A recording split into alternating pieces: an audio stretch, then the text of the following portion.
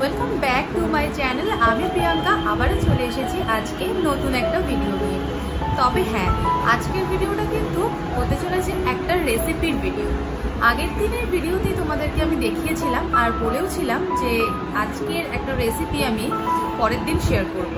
তো যেহেতু আগের দিনের ভিডিওটা অনেকটা বড় হয়ে যাবে, সেই জন্যই কিন্তু রেসিপিটা আলাদা পার্টে করে দিচ্ছি, আর যাতে করে তোমরা কিন্তু বুঝতে পারো।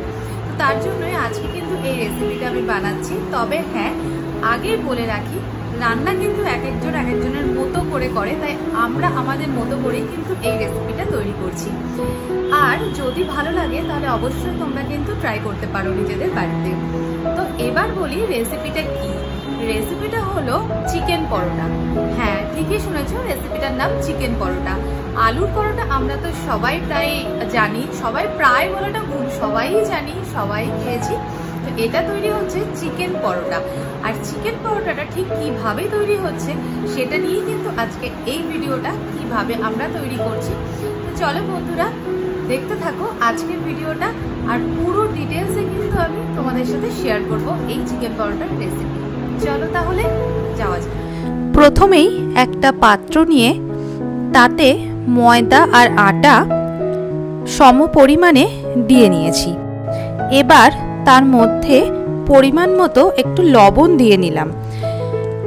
তোমরা চাইলে এই লবণের পরে কিন্তু পরিমাণ মতো চিনিও দিতে পারো, মানে যদি পরোটাটা একটু মিষ্টি করতে চাও তাহলে কিন্তু এই লবণের পরে চিনি দিতে পারো। আর তারপরেই কিন্তু আমি এখানে দিয়ে নিলাম একটু সাদা তেল। এবার কিন্তু এই যে জিনিসগুলো দেয়া হলো, এটা ভালো করে মিক্স করতে হবে। চাইলে হাত দিয়েও করা যায়, আবার চাইলে কিন্তু কোনো চামচ দিয়েও করা যেতে পারে। আমার এখানে কিন্তু হাত দিয়েই মিক্স করা হচ্ছে।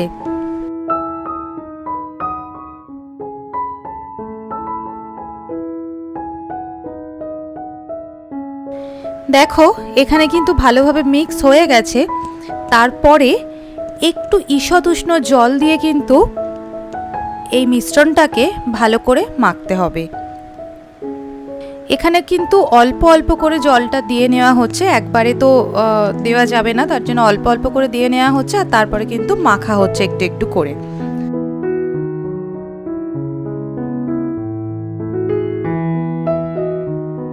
এখানে দেখো আমাদের কিন্তু এটা মাখা হয়ে গেছে। এবার বলি, এই মিশ্রণটা যেটা হবে, এটা যখন জল দেয়া হবে, জল দিয়ে যে মাখা হবে, এটা কিন্তু খুব শক্ত করে মাখা হবে না, একটু নরম করে মাখা হবে। আর তারপরে কিন্তু আধ ঘন্টা মতো ঢাকা দিয়ে এটাকে রেখে দিতে হবে। তবে ফ্রিজে রাখতে হবে না, এমনি নর্মালভাবে রাখলেও হবে। অন্যদিকে চিকেনের পুরটা তৈরি করার জন্য আমরা প্লেটের মধ্যে নিয়ে নিয়েছি আলু সিদ্ধ। আলুটা সিদ্ধ করে কেটে নিয়েছি। তারপরে আদা, টমেটো, কাঁচা লঙ্কা, রসুন কুচি আর পেঁয়াজ কুচি, এগুলো কিন্তু মানে পিস পিস করে কেটে আমরা নিয়ে নিয়েছি। তারপরে কিন্তু এগুলো সব মিক্সিতে দিতে হবে। অন্যদিকে আমরা চিকেন নিয়ে এসে সেই চিকেনগুলো থেকে হাড়টা বের করে নিয়েছিলাম যাতে বোনলেস হয়। তোমরা চাইলে দোকানে বলেও দিতে পারো যে বোনলেস করে দিতে, ওরাও কিন্তু করে দেবে। তো এই সলিড চিকেনগুলো কেটে কিন্তু আমরা খুব ভালো করে পরিষ্কার করে একটা বাটির মধ্যে নিয়ে নিয়েছিলাম। অন্যদিকে যেগুলো আমরা কেটে রেখেছিলাম সেইগুলো কিন্তু আলুটা বাদ দিয়ে বাদবাকি যেগুলো ছিল সেগুলো কিছুটা মিক্সিতে দিয়েছিলাম, মানে কিছুটা যেন মিক্সিতে দিয়ে মশলা তৈরি করতে পারি আর কিছুটা যেন আমাদের থাকে, সেইভাবেই কিন্তু দিতে হবে। দেখো আমরা যতটুকু দিয়েছিলাম মিক্সিতে, তার থেকে কিন্তু এই মশলাটা তৈরি হয়ে গেল, মানে মিশ্রণটা কিন্তু তৈরি হয়ে গিয়েছে। এবার মিক্সিতে কিন্তু যে চিকেনগুলো আমরা রেখেছিলাম, মানে বোনলেস চিকেন, সেই চিকেনগুলো কিন্তু মিক্সিতে দিয়েছি। আর তার মধ্যে কিন্তু আগেই বললাম কিছুটা দিয়ে মশলা তৈরি হবে আর কিছুটা রেখে দেওয়া হবে, মানে আদা, রসুন, পেঁয়াজ, লঙ্কা আর টমেটো, সেগুলোই কিন্তু আমরা এর মধ্যে দিয়ে নিয়েছি।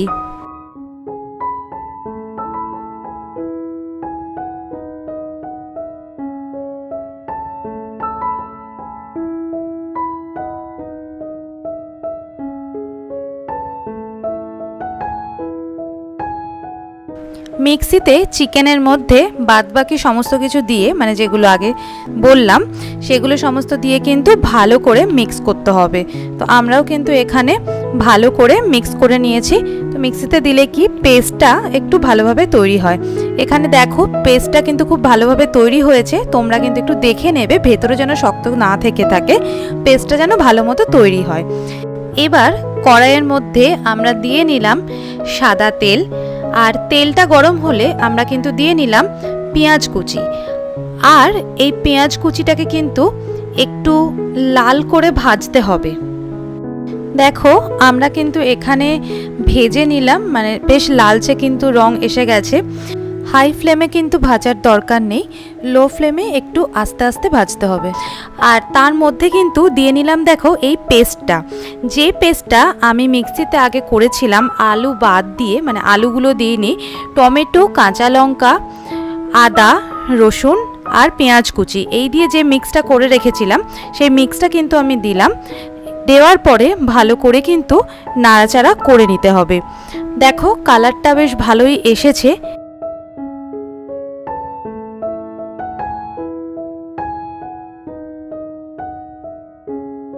এবার কিন্তু এর মধ্যে দিয়ে নিলাম পরিমাণ মতো লবণ আর জিরে গুঁড়ো আর ধনে গুঁড়ো, সমস্তটাই কিন্তু পরিমাণ মতোই দিতে হবে।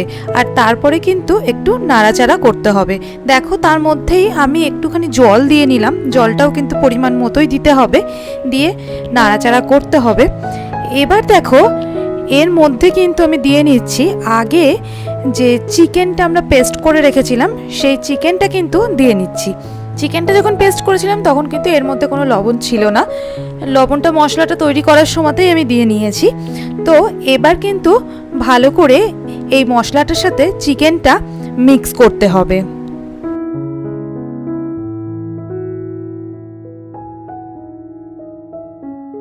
এবার কিন্তু দিয়ে নিচ্ছি একটু পরিমাণ মতো জল, জলটা দিয়ে এই মিশ্রণটাকে কিন্তু আরও ভালো করে মিক্স করতে হবে।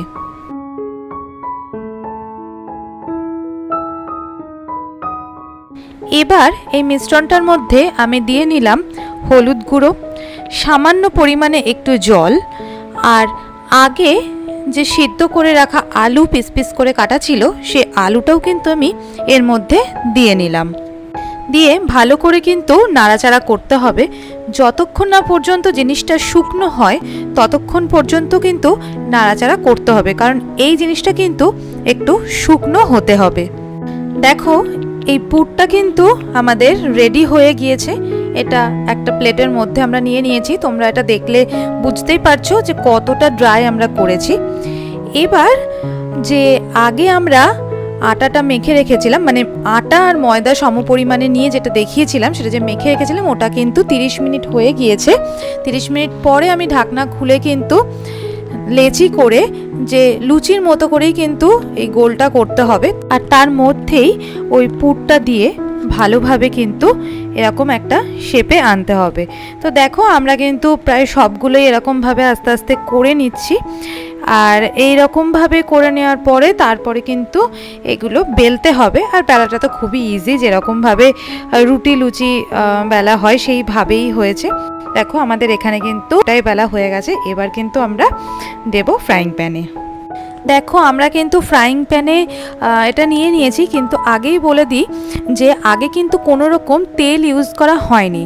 তো এক্ষেত্রে কিন্তু তোমরা আগে কোনো রকম তেল ইউজ করবে না। প্রথমে এটা দিয়ে নেবে, দিয়ে নেওয়ার পরে একটু ভালো করে দুই সাইড সেঁকে নেবে। নেওয়ার পরে এরকমভাবে দেখো তেল ওপর থেকে কিন্তু এইভাবে একটা স্পুনে করে কিন্তু ঘুরিয়ে ঘুরিয়ে পুরোটার গায়ে মাখিয়ে নিতে হবে। আমরা এখানে স্পুন দিয়ে ইউজ করেছি, মানে স্পুন দিয়েই দিয়েছি। আর তোমরা চাইলে কিন্তু এখানে সিলিকনের ব্রাশও ইউজ করতে পারো। দেখো এবার কিন্তু তেলটা দেওয়ার পরে আমরা এইভাবে কিন্তু উল্টে নিলাম। নিচের দিকটায় কোনো রকম তেল ছিল না, এইভাবে কিন্তু আবার এই সাইডটাও কিন্তু একটুখানি তেল দিয়ে নিলাম। তেলটা ভালো করে আবার কিন্তু গায়ে মাখিয়ে নিচ্ছি। তো এবার কিন্তু আমরা এটা উল্টাবো। দেখো এবার ফুলছে, দেখেছো তো? এইভাবেই কিন্তু এই পরোটাগুলো ফুলবে। তো এইভাবেই কিন্তু সব কটা পরোটা তৈরি করা হলো। এবার চলো দেখা যাক কীরকম দেখতে হয়েছে। এই হয়েছে চিকেন পরোটা। তো তোমাদেরকে বলি, এটা দেখতে অনেকটা আলুর পরোটার মতো লাগছে না? আলুর পরোটাও তো এইরকমই হয়, এটা চিকেন দিয়ে করা, তার জন্য কিন্তু এটা চিকেন পরোটা। তো এই ছোট্ট রেসিপিটা কিন্তু আমি তোমাদের সাথে শেয়ার করলাম। আর তোমরা যদি কেউ এই রেসিপিটা করে থাকো তাহলে কিন্তু অবশ্যই আমাকে কমেন্ট করে জানিও।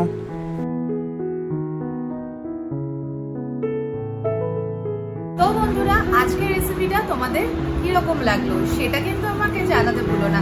আর যদি ভালো লাগে তাহলে অবশ্যই বাড়িতে কিন্তু একবার ট্রাই করো আর আমাদের জানিও যে কিরকম হয়েছে। তো বন্ধুরা, আজকের ভিডিওটা এই অবধি। যদি ভালো লাগে তাহলে অবশ্যই লাইক করো, শেয়ার করো, আর যদি কিছু জানার থাকে অবশ্যই আমাকে কমেন্ট করো।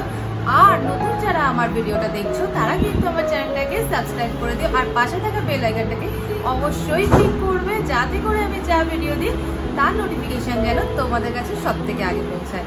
চলো বন্ধুরা, আজকের ভিডিওটা এই অবধি। দেখা হবে অন্য কোনো দিন অন্য কোনো একটা ভিডিও নিয়ে। ততদিনের জন্য টাটা।